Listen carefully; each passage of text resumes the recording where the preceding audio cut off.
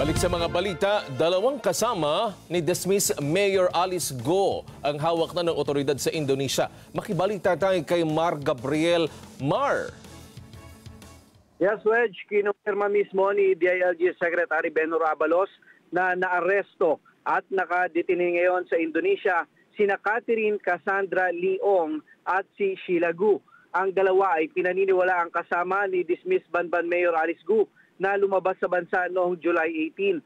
Ayon kay Secretary Abalos, naaresto ang dalawa sa tulong na rin ng pulis attaché ng PNP sa Indonesia, base na rin sa ulat sa kanya ni PNP Chief General Romel Francisco Marbil kagabi. Patuloy namang tinutunton si Alice Gu na base sa pinakahuling monitoring ay nasa Batam, Indonesia.